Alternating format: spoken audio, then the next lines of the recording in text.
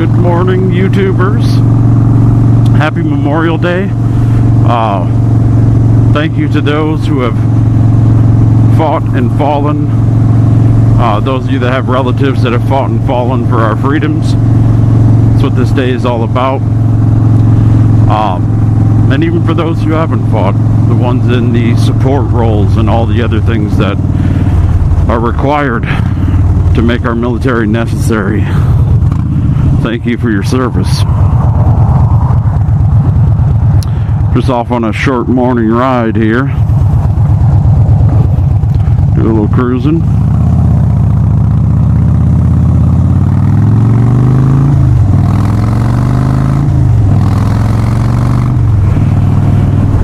So, finally got the audio and video fixed, which is lovely. I was getting really tired of dicking with that.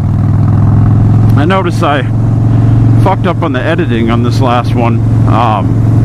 It didn't quite go as planned. For somehow I think I spliced the same clip in there twice. It really was like 4 videos that I was trying to weave into one. Something went haywire on me, so nonetheless I'll leave it out there. Not really anything in particular to discuss today other than you know, wanted to give a shout out for Memorial Day. It's a beautiful morning here. It's about 70, I'd say 70 degrees, somewhere in there. Good day for a ride. What day isn't though, right? Unless there's snow everywhere.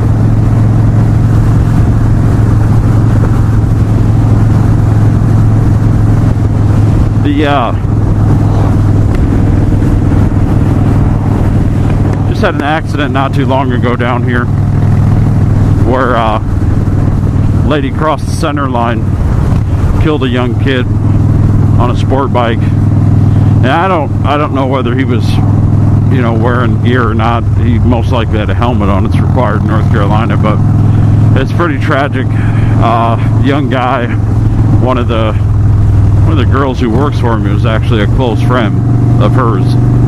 But you know, the really tragic part about that, when you think about riding motorcycles in general, they're a blast, don't get me wrong, but you know, split-second things like that can happen and there's nothing you can do. You know, somebody weaves across the center line when you're both doing 60 at each other, the likelihood that you're going to react to that in time is pretty poor.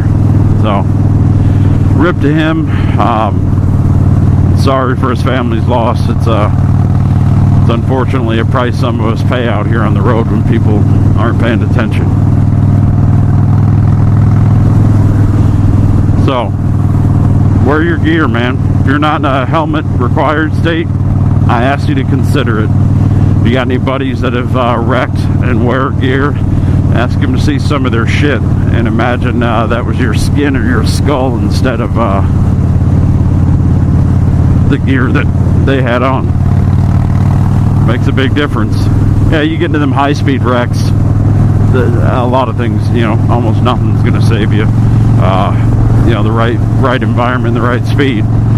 But most wrecks don't occur at that speed. Most wrecks occur at slow speed, or they might have started as high speed, but between the, you know, the two vehicles or single vehicle, you've broken up to get that to a manageable speed where, you know, gear's definitely going to help you survive, and is also going to take away a lot of the injury you would have gotten without it. You know, road rash, broken bones, shit like that if you're wearing armor. But I respect your right to not wear gear. If you got family, I beg of you, do what's right to take care of them. But that's enough of my soapbox for the day. But every time I, you know, see these motorcycle fatalities, at least when I was up in Iowa, almost every one that was fatal, and ironically, the Midwestern states and the northern states have the highest motorcycle ownership per capita. And I don't know if this is just because they appreciate the summer so much more than they, you know, because they don't have but 6-7 good months of riding. But nonetheless, like South Dakota, Iowa, Minnesota are always topping the list in the country for number of motorcycle registrations.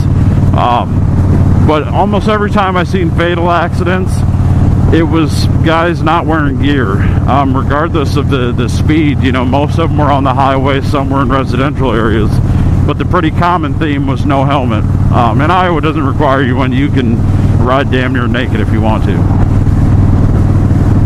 So, and up there, a big problem in the Midwest, you know, guys have hit deer and shit down here, but down here they got what I call baby deer.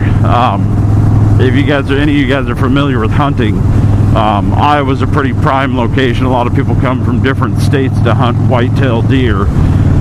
We grow them big up there. You know, a lot of that's the environment and the food that's available too. You look at after harvest, there's corn and beans everywhere for them to munch on. They get pretty damn large.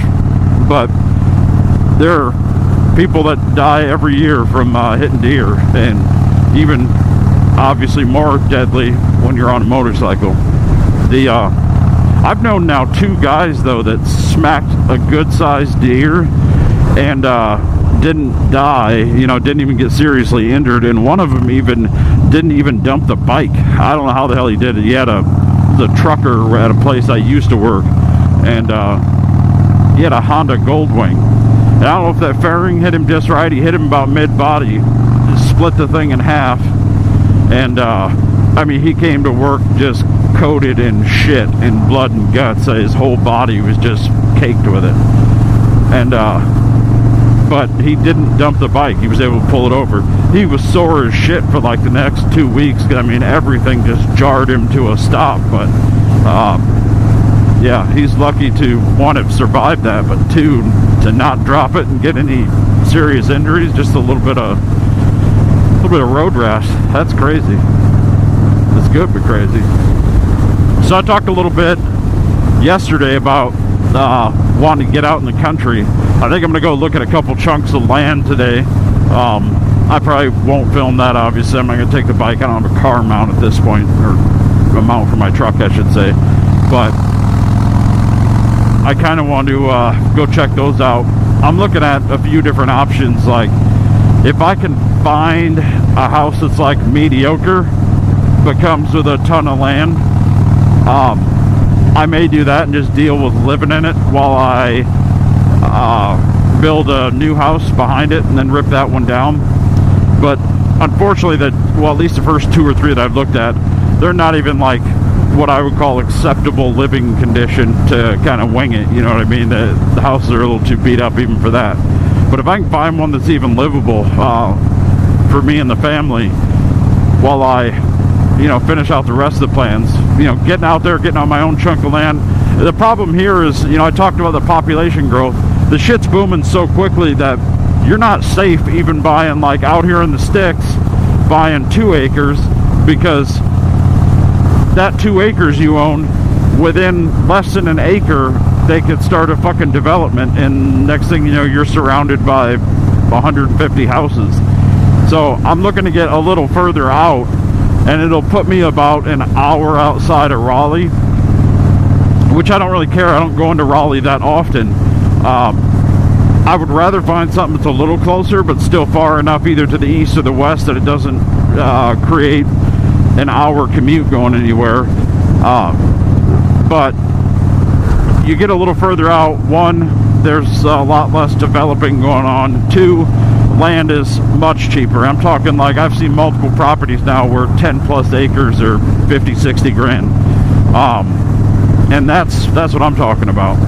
So the benefit to me, I don't want 10 acres of mowable land. My God, you'd spend 8 hours a week on the fucking mower. But I want like 10 acres of land where I'll make 1 to 2 acres mowable, and that'll just be my property in the middle of it. But what I'm looking to do is get, you know, 10 plus acres that's in timber, pretty deep in timber, cutting a driveway into it, clearing out a couple acres in the middle of it, so none of my shit's visible from the road. I got no neighbors, and owning that many acres, even if they develop that far out, they can't slap houses right next to me. Worst case is, you know, 600-700 feet of timber separates me between my nearest neighbor. So that would be ideal, and it may be hard to find. When you start looking for shit like that and you got some specifics in mind, it gets a little trickier to find. I should say it gets trickier to find if you want to stay within a reasonable distance of places, because I mean, you go out in the middle of nowhere in any state and you'll find land. It may not be timber, it may not be, you know, it may just be flat dirt that you bought a cornfield from somebody, but you'll find land. But I'm looking, you know, more specifically for a chunk that's close enough, within reasonable distance of where I work, and where my wife would work, that it's not creating a crazy commute. So I did the initial review on the Street Bob, and I gotta tell you, man, ever since then I love this bike even more. This thing handles like a dream. I'm finally comfortable enough on it that I really started pushing it, you know, through corners and stuff like that to see kind of what it was made of, what it could do. And I was pretty impressed. You know, you're not going to get a sport bike lean out of it, because at that point I'm going to start dragging shit. And even if it's cool to lean that far, I'm not dragging shit on a bike that costs this much. But it is plenty fun to ride, that's for sure. I pressed it pretty good through some corners yesterday, and it was just a blast to ride in. The confidence you get with it, you know, it handles extremely well. And the touring bike handled well, but I would say I never had the confidence to be even remotely aggressive turning. I know there's a lot of guys that do. I just I don't know, I wasn't feeling it, especially with how low like your pipes were to the ground, how low your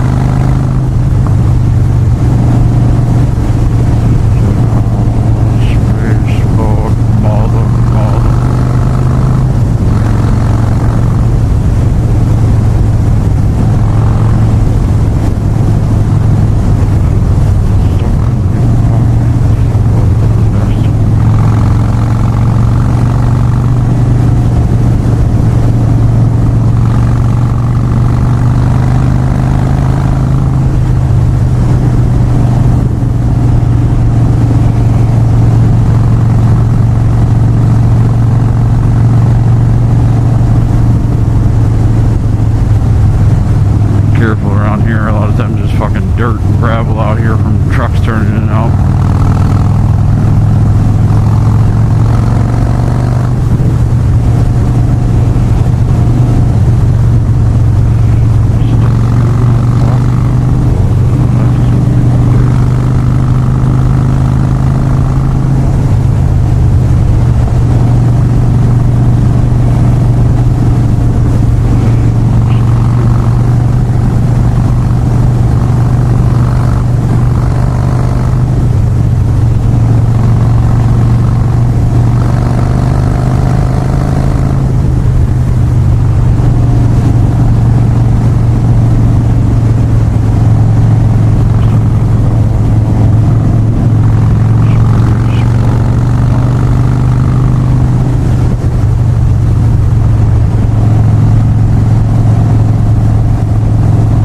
So that was the first I rode it. That's definitely the funnest part.